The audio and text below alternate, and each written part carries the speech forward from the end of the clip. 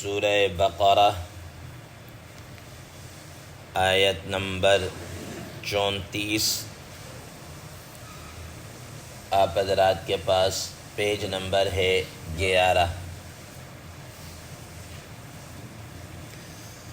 اعوذ باللہ من الشیطان الرجیم بسم اللہ الرحمن الرحیم۔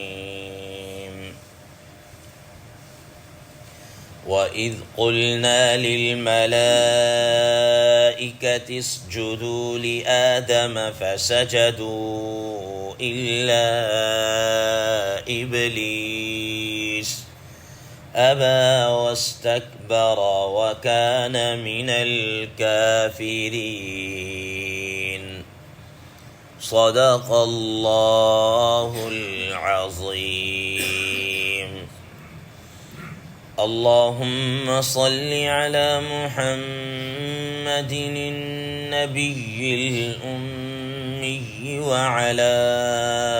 آلہ وسلم تسلیما کثیرا کثیرا۔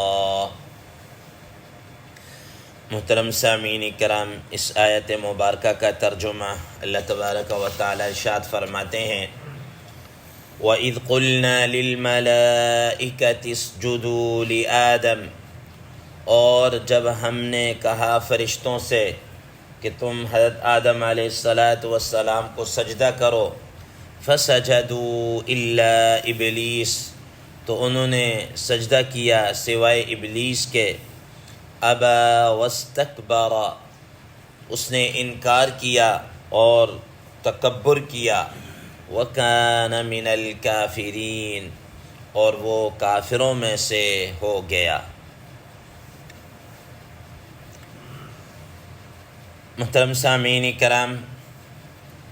ماں قبل کی آیات میں آپ حضرات کے سامنے یہ بات آ چکی کہ اللہ تبارک و تعالی نے حضرات ملائکہ کے سامنے آدم علیہ السلام کی تخلیق کا اور ان کو اپنا خلیفہ اور نائب بنانے کا ذکر کیا، تو انہوں نے کہا کہ آپ ایسی مخلوق کو پیدا کرنا چاہ رہے ہیں جو زمین کے اندر فساد بپا کرے گی، خون ریزی کرے گی۔ تو اللہ تبارک و تعالی نے فرمایا کہ بھئی میں جو جانتا ہوں تم وہ نہیں جانتے۔ پھر اللہ تبارک و تعالی نے حضرت آدم علیہ السلام کو ایک عملی شکل کے اندر حضرت آدم علیہ السلام کی افضلیت اور فضیلت کو ان کے سامنے ظاہر کیا اور نام وغیرہ سکھائے، فرشتے اس امتحان پر پورا نہ اتر سکے، ٹھیک ہے، تو حضرت آدم علیہ السلام کی عملی ایک فوقیت آ گئی، ایک فضیلت اور افضلیت آ گئی۔ اب اللہ تبارک و تعالی نے اس افضلیت کے سامنے آنے کے پر کہا کہ عملی طور پر بھی ایسا ہو کہ حضرت آدم علیہ السلام کی تخلیق جو کیا کہتے ہیں افضلیت ہے، یہ فرشتوں پر اور بھی واضح ہو کر سامنے آ جائے۔ تو اللہ تبارک و تعالی نے اب فرشتوں کو حضرت آدم علیہ السلام کے سامنے سجدہ ریز ہونے کا حکم دیا۔ حضرات مفسرین کرام رحمہ اللہ فرماتے ہیں کہ اللہ تبارک و تعالی نے قرآن مجید میں یہ پہلے سے ہی حضرات ملائکہ کو بیان کر دیا تھا کہ آپ میں جب ان کو بنا دو تو آپ نے ان کو سجدہ کرنا ہے۔ قرآن مجید میں اللہ تبارک و تعالی فرماتے ہیں فَإِذَا سَوَّيْتُهُ وَنَفَخْتُ فِيهِ مِن رُّوحِي فَقَعُوا لَهُ سَاجِدِينَ، ٹھیک ہے، کہ جب میں حضرت آدم علیہ السلام کا جو پتلا ہے یا جو ان کا ایک وجود ہے جب میں بنا چکوں اور اس میں روح میں ڈال دوں تو تم نے اس کے سامنے سجدے کے اندر پڑ جانا ہے، ٹھیک ہے۔ یہ پہلے سے حکم حضرات ملائکہ کو دیا جا چکا تھا۔ اب حضرات مفسرین کرام رحمہ اللہ فرماتے ہیں کہ چونکہ پہلا حکم تھا، اب اس حکم کی یاد دہانی کے لیے اللہ تبارک و تعالی دوبارہ وَإِذْ قُلْنَا لِلْمَلَائِكَةِ اسْجُدُوا لِآدَمَ فَسَجَدُوا إِلَّا إِبْلِيسَ، کہ اب جب وہ سارا ہو چکا تو اب اللہ تعالی دوبارہ کہا کہ تم حضرت آدم علیہ السلام کو کیا کرو، سجدہ کرو۔ محترم سامعین کرام، اب یہاں پر یہ سوال حضرات مفسرین کرام رحمہ اللہ فرماتے ہیں کہ یہ سجدہ کیسا تھا یا کون سا سجدہ تھا؟ حضرات مفسرین کرام رحمہ اللہ فرماتے ہیں کہ دیکھیں سجدہ دو طرح کا ہوتا ہے، ایک ہوتا ہے سجدہ تعظیمی اور ایک ہوتا ہے سجدہ عبودی یا عبادتی۔ بطور عبادت کے۔ فرمایا کہ جو سجدہ تعظیمی تھا وہ پہلی شریعتوں کے اندر روا رہا ہے، جائز رہا ہے، وہ سجدہ اس طرح کرتے ہوتے تھے کہ ان کے ہاں یہ سجدہ تعظیمی ایسا ہی تھا جیسا کہ ہمارے ہاں آج کل مصافحہ کرتے ہیں، معانقہ کرتے ہیں۔ معانقہ یعنی جپھی ڈالنا، جس کو ہمارے عرف میں جپھی ڈالنا کہتے ہیں، ٹھیک، گلے ملنا جس کو کہتے ہیں۔ تو یہ جناب یہ اس طریقے سے اس ٹائپ کا ان کے ہاں یہ سجدہ تعظیمی تھا کہ وہ سجدہ کیا کرتے تھے، جیسا کہ سیدنا حضرت یوسف علیہ السلام کے بھائیوں نے حضرت یوسف علیہ السلام کو کیا کیا تھا؟ سجدہ کیا تھا۔ یہ وہی سجدہ تعظیمی تھا۔ حضرات مفسرین کرام رحمہ اللہ فرماتے ہیں کہ اللہ تبارک و تعالی نے جو حضرت آدم علیہ السلام کو یہ سجدہ کرنے کا کہا، فرشتوں سے کہا کہ ان کو سجدہ کریں، ان کو جو مسجود ملائکہ بنایا وہ یہی سجدہ تعظیمی تھا، ٹھیک ہے نا۔ حضرت آدم علیہ السلام کی عظمت، ان کی افضلیت کو کیا ہے؟ ظاہر کرنا مقصود تھا، ورنہ سجدہ عبادت نہیں تھا۔ سجدہ عبادت کسی بھی شریعت کے اندر کسی بھی وقت کسی بھی لمحے کے لیے کیا ہے؟ جائز نہیں رہا ہے۔ وہ سجدہ صرف اور صرف اللہ تبارک و تعالی ہی کے حضور تھا، ٹھیک ہے نا۔ تو فرماتے ہیں کہ یہ آدم علیہ السلام کو یہ جو سجدہ کیا گیا یہ ایک طرح سے سجدہ تعظیمی تھا۔ یہ سجدہ عبادت کے لیے کیا ہے؟ سجدہ نہیں کیا گیا، اور عبادت کے لیے جو سجدہ ہے وہ صرف اور صرف اللہ تبارک و تعالی ہی کے لیے ہے، اور کسی کے لیے کیا ہے؟ جائز نہیں ہے۔ تو بہرحال حضرت آدم علیہ السلام کو انہوں نے کیا کیا؟ سجدہ کیا۔ بعض حضرات یہ فرماتے ہیں کہ یہ جو اصل میں جو سجدہ کیا گیا ہے حضرت آدم علیہ السلام کو، یا سجدہ کیا گیا، یہ حضرت آدم علیہ السلام کو تو سجدہ تھا ہی نہیں، کہ اصل میں اللہ تبارک و تعالی حضرت آدم علیہ السلام کے دل کے اوپر اپنی تجلی ڈالی تھی، تو اس تجلی کے سامنے فرشتوں کو سجدہ کرنے کا حکم دیا، اور حضرت آدم علیہ السلام کا جو کردار صرف اتنا تھا، بطور قبلہ کے تھا، بس اور کچھ نہیں ہے۔ فرمایا کہ یہ ایسا ہی ہے جیسا کہ بیت اللہ شریف ہے، کہ اب بیت اللہ شریف پر اللہ تعالیٰ کی وہ خاص تجلیات کا نزول ہو رہا ہے، اور ہم اسی کو سجدہ کرتے ہیں، ٹھیک ہے نا۔ بیت اللہ شریف کو کوئی بھی بیت اللہ شریف تو ایک قبلہ، اس کی طرف رخ کر کے ہمیں سجدہ کرنے کا حکم دیا جا رہا ہے، اس کی طرف سجدہ کر رہے ہیں، ورنہ حقیقتاً ہم وہ اللہ تعالیٰ کی جو تجلیات ہیں ان کو سجدہ کر رہے ہیں۔ جیسے کہ مولانا قاسم نانوتوی رحمہ اللہ کے سامنے جناب وہ اس وقت کا ایک پنڈر تھا دیانت سرسوتی، ٹھیک ہے، جس سے بہت زیادہ اعتراضات بھی کیا، نانوتوی رحمہ اللہ نے ان کا دندان شکن جواب بھی دیا، تو اس نے ایک یہ بھی اعتراض کیا تھا، اس نے کہا کہ یہ اے مسلمان، تم جناب ہمیں کہتے ہو کہ ہم مورتیوں اور پتھروں کے سامنے سجدہ کرتے ہیں، ہم تو ٹھہرے مشرک اور کافر، تم خود جناب اللہ وہ اپنے ہاتھوں سے تم نے وہ جو بیت اللہ شریف تعمیر کیا ہے وہ پتھروں کا نہیں بنا ہوا، کیا تم اس کے سامنے سجدہ نہیں کرتے؟ ٹھیک ہے نا، ہم سجدہ کریں تو ہم مشرک، تم بھی جناب پتھروں کے سامنے سجدہ کر رہے ہو، پتھر کا بنا ہوا مکان ہے اس کے سامنے تم کیا کر رہے ہو؟ سجدہ کر رہے ہو، تو تم کیسے مسلمان ہو؟ ہمارے تمہارے دماغ میں فرق کیا رہا؟ حضرت مولانا قاسم نانوتوی رحمہ اللہ نے بھی اس کو یہی جواب دیا تھا کہ بھائی بات یہ ہے کہ ہم جو بیت اللہ شریف کو سجدہ یا اس کی طرف سجدہ کر رہے ہیں، ہم بیت اللہ شریف کو نہیں سجدہ کر رہے، وہاں اللہ تعالیٰ کی جو تجلیات کا جو ظہور ہو رہا ہے ہم اس کو سجدہ کر رہے ہیں۔ بیت اللہ شریف ایک رخ ہے، ایک جہت ہے، بس اگر اللہ نہ کرے، مثال اللہ نہ کرے کسی وقت بیت اللہ شریف کا یہ وجود نہ رہے، کسی سیلاب کی وجہ سے، کسی وجہ سے یہ عمارت اٹھا لی جائے اور اس جگہ پہ کچھ بھی نہ ہو، تب بھی ہم اسی طرف سجدہ کیا ہے کریں گے، اسی طرف سجدہ کریں گے، اللہ تعالیٰ کی تجلیات کا ظہور ہو۔ اور تم جناب تمہارا مقصد، ہمارا مقصد بیت اللہ شریف نہیں، وہ اللہ تعالیٰ کی تجلیات ہیں، تمہارا مقصد جناب وہ مورتی ہے، مورتی ادھر ہوگی تم نے ادھر سجدہ کرنا ہے، ادھر ہوگی تم نے ادھر سجدہ کرنا ہے، کہیں اور پڑی ہوگی تم نے اس طرف کیا ہے کر دینا، جہاں وہ مورتی یا وہ بت پڑا ہوگا تم نے تو اس کی طرف سجدہ کرنا ہے۔ ہمارا یہ ہے کہ اگر اللہ نہ کرے یہاں سے اٹھا کر کہیں اور چلا جائے مثال، تب بھی ہم نے سجدہ اسی طرف کیا ہے کرنا ہے، کیونکہ اللہ تعالیٰ کی تجلیات محبت۔ تو فرمایا کہ یہ آدم علیہ السلام کے دل پر یہ اللہ تعالیٰ کی تجلیات اتر رہی تھی، اس طرف سجدہ کرنے کا حکم دیا، اور حضرت آدم علیہ السلام کو بطور ایک قبلہ کہ آپ کہہ لیجیے ہوتا۔ تو بہرحال تو یہ سجدہ جناب اللہ کیا ہے؟ تعظیمی تھا۔ دوسرا سجدہ ہوتا ہے عبادت کے لیے۔ یہ عبادت کے لیے جو سجدہ ہے کسی بھی شریعت کے اندر کسی بھی وقت کیا ہے یہ جائز نہیں رہا، یہ جائز نہیں رہا، یہ حرام رہا ہے ہر شریعت کے اندر۔ تو ہر شریعت کے اندر یہ سجدہ کیا رہا ہے؟ حرام رہا ہے۔ حدیث شریف میں آتا ہے رسول اللہ صلی اللہ علیہ وسلم کے سامنے ایک صحابی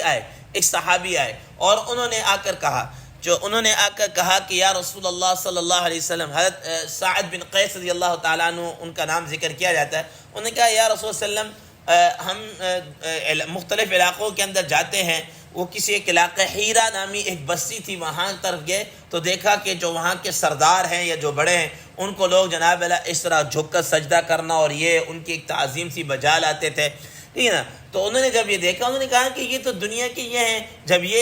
ان کے سامنے سجدہ ہو رہا تو رسول اللہ صلی اللہ علیہ وسلم کی ذات عالیہ تو بہت بلند تر ہے، تو ہم رسول اللہ صلی اللہ علیہ وسلم کو کیوں نہ سجدہ کریں۔ تو وہ واپس آئے اور آ کر رسول اللہ صلی اللہ علیہ وسلم کے سامنے یہ سارا تذکرہ کیا، تو کہا کہ یا رسول اللہ آپ ہمیں اجازت دے دیں، ہم آپ کو بھی کیا کریں، سجدہ کریں۔ تو رسول اللہ صلی اللہ علیہ وسلم فرمایا اچھا اگر مجھے یہ بتاؤ کہ اگر میں اس دنیا سے رخصت ہو جاؤں، میرا انتقال ہو جائے، میری قبر میں سے تم گزرو تو تم کیا میری قبر پہ سجدہ کرو گے؟ کیا تم میری قبر پہ سجدہ کرو گے؟ کہا کہ نہیں یا رسول اللہ، ہم کیوں کریں، نہیں کریں گے۔ فرمایا کہ جب تم مجھے قبر پہ نہیں سجدہ کرو گے تو اب زندگی کے اندر بھی مجھے سجدہ نہ کرو، سجدہ صرف اور صرف فرمایا کہ اللہ تعالیٰ کے لیے۔ اور پھر آپ صلی اللہ علیہ وسلم فرمایا اگر سجدہ روا ہوتا، جائز ہوتا تو میں عورت کو حکم دیتا کہ وہ اپنے خامند کو کیا کرے، سجدہ کرے، جو اس کے بہت سارے حقوق کو کیا کر رہا ہے، ادا کر رہا ہے۔ تو سجدہ اللہ تعالیٰ کے علاوہ کسی کو بھی کیا ہے، جائز نہیں۔ یہی وجہ ہے کہ اس شریعت کے اندر آ کر پھر ہر طرح کے یہ سجدہ تعظیمی اور ان ساری چیزوں کو کیا کر دیا، بین کر دیا گیا، بالکل ختم کر دیا گیا کہ کہیں جناب اللہ کے امت کے اندر شرک اور بت پرستی کی کوئی چیز نہ آ جائے۔ جیسا کہ مثال کے طور پر ایک اور مثال لے لیجیے، مثال کے طور پر قرآن مجید میں حضرت سلیمان علیہ السلام کے متعلق آتا ہے یعملون له ما یشاء من محاریب وتماثیل وجفان کالجواب وقدور الراسیات، ٹھیک ہے نا، کہ جنات جو تھے سیدنا داؤد علیہ السلام، حضرت سلیمان علیہ السلام، حضرت سلیمان علیہ السلام کے لیے یہ مختلف چیزیں بنایا کرتے تھے، بڑی بڑی دیگیں اور یہ اس طرح کی چیزیں بنایا کرتے، جن میں سے ایک آتا وہ تماثیل، اور ان کے لیے تصویریں کیا کیا کرتے تھے، بنایا کرتے تھے، ٹھیک ہے نا، تصویریں بھی بنایا کرتے۔ اب اس کا مطلب یہ ہے کہ سابقہ شریعتوں کے اندر اس طرح کی تصویر سازی یا مجسمہ سازی یا کوئی ایسی کچھ چیز جو اس زمانے کی ہوگی، تصویر سے متعلق ہوگی، وہ جائز تھی، جیسے قرآن مجید میں تذکرہ موجود ہے، وہ بنایا کرتے تھے۔ لیکن پھر اس شریعت کے اندر آ کر یہ تصویر سازی اور یہ سجدہ تعظیمی بالکل اس کو کیا کر دیا گیا، حرام اور ممنوع قرار دے دیا گیا کہ کہیں امت کے اندر جناب اللہ وہ کیا کہتے ہیں اپنا یہ شرک اور بت پرستی یا اس قسم کی چیزیں امت کے اندر کیا ہے، نہ آ جائے۔ تو اس وجہ سے فرمایا کہ اس امت کے اندر یہ سجدہ تعظیمی بھی کیا ہے، حرام ہے، جائز نہیں ہے۔ اب حضرات یہ فرماتے ہیں کہ مثال کے طور پر اب اگر کوئی کسی آدمی کسی کے سامنے جھکتا ہے یا اس طرح کی، اور وہ تعظیماً سجدے کے اندر بھی مثال کے طور پر پڑھے لیکن تعظیماً جھکتا ہے، تو فرمایا اگرچہ ہم اس پر کفر کا فتویٰ تو نہیں لگائیں گے لیکن وہ پھر بھی حرام ہے، اور اگر عبادت کا ذرا بھی اس کے اندر شائبہ آ گیا تو یاد رکھنے کا وہ مرتد اور کافر ہو جائے گا کہ یہ سجدہ صرف اور صرف کیا ہے، اللہ تعالیٰ کے لیے۔ اس لیے حضرات مشائخ نے یہ منع کیا ہے، حضرات علماء محدثین فقہاء کرام رحمہ اللہ نے منع کیا کہ کسی آدمی کے سامنے اتنا جھکنا کہ وہ رکوع کی کیفیت یا سجدے والی کیفیت ہو جائے، اس کو کیا کیا، منع کیا ہے، اس کو کیا کیا، منع کیا۔ حضرت مولانا موسیٰ خان صاحب روحانی بازی رحمہ اللہ جامع شفیع کے مشہور شیخ الحدیث رہے ہیں، ان کے متعلق آتا ہے کہ اگر کوئی سلام کرتا، کوئی آدمی بھی ہوتا اور کچھ زیادہ اگر کوئی جھک جاتا نا، جیسے عموماً جھک جاتے ہیں لوگ جدا، تو وہ ایک لگا دیتے تھے اس کو کہ تمہیں پتہ نہیں ہے کہ میں بندہ ہوں، میرے سامنے کیوں جھک رہا، اللہ کے سامنے جھکو، مطلب وہ لگا دیتے کہ بالکل یہ جھکنا بھی جائز نہیں ہے، ٹھیک ہے نا۔ تو یہ جناب اللہ سجدہ تعظیم اس امت کے اندر کیا کر دیا گیا، منع کر دیا گیا۔ محترم سامعین کرام، اب یہاں پر ایک سوال یہ آتا ہے کہ اللہ تبارک و تعالیٰ نے حکم دیا وَإِذْ قُلْنَا لِلْمَلَائِكَةِ اسْجُدُوا لِآدَمَ، کہ تم فرشتوں سے کہا کہ سجدہ کرو، ان سب نے سجدہ کیا سوائے ابلیس کے۔ فرمایا کہ کیا ابلیس جو ہے یہ اس حکم کے اندر شامل تھا یا نہیں؟ بعد نے کہا کہ بھئی وہ تو شامل ہی نہیں تھا، پھر اس کو جناب اللہ اس کو تو سجدہ کرنے کا حکم ہی نہیں دیا، پھر کیوں اس پر یہ کہا گیا کہ وہ کافر ہو گیا اور یہ ہو گیا اس طریقے سے؟ حضرات مفسرین کرام رحم اللہ فرماتے ہیں کہ ایسی بات نہیں ہے۔ قرآن مجید کی دوسری آیت مبارکہ ایک جگہ اجمال ہوتا ہے، دوسری جگہ کچھ نہ کچھ تفصیل ہوتی ہے۔ قرآن مجید میں 8واں پارہ سورہ اعراف کے اندر اللہ تبارک و تعالیٰ نے خود روایت قرآن مجید میں اللہ تعالیٰ فرماتے ہیں، اللہ تعالیٰ نے شیطان سے پوچھا، ابلیس سے پوچھا، ما منعک الا تسجد اذ امرتک، کہ تم نے سجدہ کیوں نہیں کیا جب میں نے تجھے حکم دیا ہے؟ اذ امرتک، جب میں نے تجھے حکم دیا۔ اس کا مطلب یہ ہے کہ شیطان کو بھی اللہ تعالیٰ نے حکم دیا تھا، چاہے وہ ضمنی طور پر حکم ہو، چاہے ڈائریکٹلی کیا ہے حکم ہو، کوئی نہ کوئی حکم تھا جس کی وجہ سے اللہ تعالیٰ نے کہا ہے کہ میں نے تجھے کہا پھر تو نے کیوں نہیں سجدہ کیا۔ اب وہ جناب اللہ وہ اپنی اس اکڑ کے اندر رہا، ٹھیک ہے نا، اس نے سجدہ نہیں، ابا واستکبر وکان من الکافرین، اس نے انکار کیا اور کیا کیا، تکبر کیا۔ اس نے جناب روایات میں آتا ہے کہ اس نے کہا ارأیتک ھذا الذی کرمت علی، یہ ہے وہ مخلوق جس کی وجہ سے آپ نے، جس کو میرے اوپر کیا دی، آپ نے تعظیم دی ہے اور اس کی فضیلت آپ نے بخشی ہے، اور یہ مجھ پر اس کو آپ نے فضیلت بخشی ہے، فوقیت بخشی ہے، یہ وہ مخلوق، یعنی اس نے حقارت کا کیا کیا، یہ کیا۔ تو اس نے جناب اللہ وہ کیا سجدہ کرنے سے انکار کرے۔ اللہ تبارک و تعالیٰ نے اس سے کہا کہ تم نے سجدہ کیوں نہیں کیا جب میں نے تجھے کہا ہے؟ تو اس نے آگے سے لاجک کیا ہے پیش کرنا شروع کر دی کہ انا خیر من خلقتنی من نار وخلقتہ من طین، میں اس سے بہتر ہوں کہ آپ نے جناب اللہ مجھے آگ سے پیدا کیا، اس کو مٹی سے کیا کیا، پیدا کیا۔ آگ کا جناب اللہ کام بلند ہونا، اٹھنا ہے، اور مٹی تو پاؤں کے اندر کیا پڑی رہتی ہے، تو میں اس کو کیسے سجدہ کرتا؟ گویا اس نے یہ کیا ہے لاجک اپنی کیا کی پیش کی۔ اللہ تبارک و تعالیٰ نے بہرحال اس کو کیا کر دیا، فخرج منہا فانک رجیم، تو کیا ہے، مردود ہے، تو کیا ہے، مردود ہے۔ تو بہرحال یہ شیطان کو اللہ تبارک و تعالیٰ نے جو سجدہ کرنے کا حکم دیا، بہرحال جب اس کو رائندہ درگار کر دیا، نکل گیا، تو اس نے بھی جناب اللہ پھر کیا اللہ تبارک و تعالیٰ کے حضور چیلنج کر دیا کہ اس کی وجہ سے مجھے رسوا ہونا پڑا نا، اس کی وجہ سے مجھے آپ کی برگاہ سے کیا ہے نکلنا پڑا۔ تو بہرحال اب میں اس آدم اور اس کی ذریت لَأَحْتَنِكَنَّ ذُرِّيَّتَهُ، میں اس کو اور اس کی ذریت کو بہکا کر رہوں گا، اور کیسے بہکاؤں گا وہ آگے چل کر انشاءاللہ ہم 8ویں پارے کے اندر پڑھیں گے۔ لَآتِيَنَّهُم مِّن بَيْنِ أَيْدِيهِمْ وَمِنْ خَلْفِهِمْ وَعَنْ أَيْمَانِهِمْ وَعَنْ شَمَائِلِهِمْ وَلَا تَجِدُ أَكْثَرَهُمْ شَاكِرِينَ، کہ میں ان کو دائیں سے، بائیں سے، آگے سے، پیچھے سے، ہر طریقے سے ان کو کیا کروں گا، گمراہ کروں گا، اور وہ گمراہ کر رہا ہے۔ اس وجہ حضرات مشایخ، ہمارے شیخ حضرت فرمایا کرتے تھے، ہمارے استاد محترم وہ فرمایا کرتے تھے کہ یہ شیطان جو ہے نا، یہ سب سے بڑا عالم تھا، اس کے اندر عالم کا بھی عین تھا، اس کے اندر عابد کا بھی عین تھا، اس کے اندر عارف کا بھی عین تھا۔ عالم اتنا بڑا کہ سارے حضرات انبیاء علیہ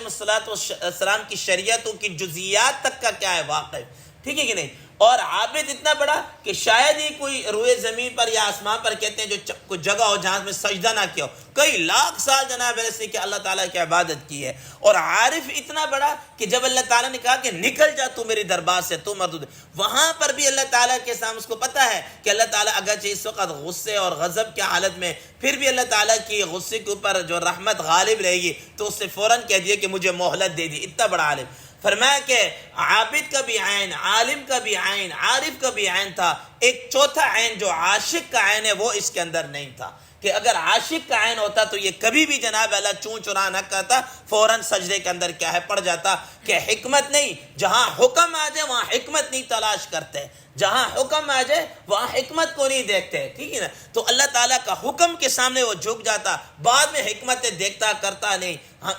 تو اب ہمیں بھی چاہیے کہ جہاں اللہ تبارک و تعالیٰ کا حکم آ جائے وہاں پر ہم اس کی کوئی حکمت یا کوئی لاجک نہ تلاش کریں، بلکہ اللہ تعالیٰ کا حکم